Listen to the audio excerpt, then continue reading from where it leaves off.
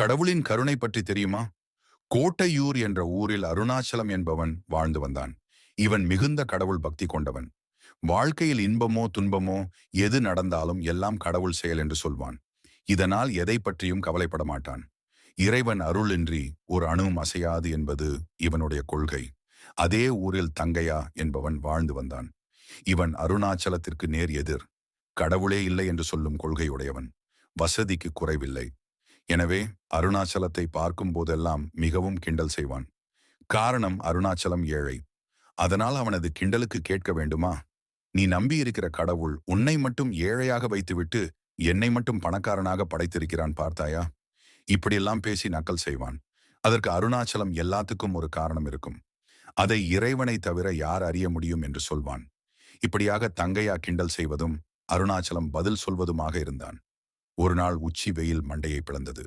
அப்போது அந்த வழியாக குடை பிடித்து கொண்டு வந்து கொண்டிருந்தான் தங்கையா. குடை வாங்க வசதியில்லாத அருணாச்சலம் வெயிலில் வேர்வை வழிந்தோட வந்து கொண்டிருந்தான். அவனை கண்டதும் தங்கையா ஏக குஷி. வழக்கம் போல் அருணாச்சலத்தை வம்புக்கு இழுத்தான். என்ன அருணாச்சலம், வெயிலில் வேர்க்க விறுவிறுக்க எங்க போயிட்டு வர்ற? எல்லாம் கடவுள் செயல் என்று சொல்லும். உனக்கு ஒரு குடை கொடுக்க வேண்டும் என்று அந்த கடவுளுக்கு தெரியாதா? என்னையா சாமி என்று நக்கல் செய்தான்.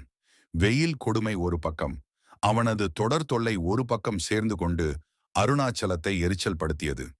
அந்த கடவுளின் கருணை இல்லை என்றால் உன் கையில் குடை இருந்தாலும் நீ அதை பிடித்து செல்ல முடியாது. அதை கையில் வைத்துக்கொண்டு தலைகாய ஓடுவாய் என்பதை மட்டும் மறந்துவிடாதே. இறைவனது கருணையை எப்போதும் கிண்டல் செய்யாதே என்று சொல்லிவிட்டு வேகமாக நடந்தான். பெரிய தத்துவம் சொல்றான் என்று சிரித்து கொண்டே நடந்தான் தங்கையா.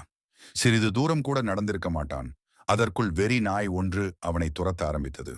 உயிர் பயத்தில் ஓட்டம் பிடித்தான் தங்கையா. நாயோ பயங்கரமாக துரத்தியது. குடையை பிடித்து கொண்டு ஓடுவதற்கு சிரமமாக இருந்தது.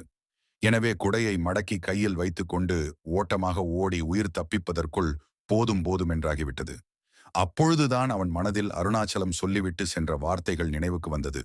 கடவுளின் கருணை இல்லாவிட்டால் கையில் குடை இருந்தாலும் பிடிக்க முடியாது என்பதை உணர்ந்தான். அவனை அறியாமல் ஒருவித பயம் அவனை ஆட்கொண்டது. அன்றிலிருந்து கடவுளின் அருளை நம்ப ஆரம்பித்தான் தங்கையா.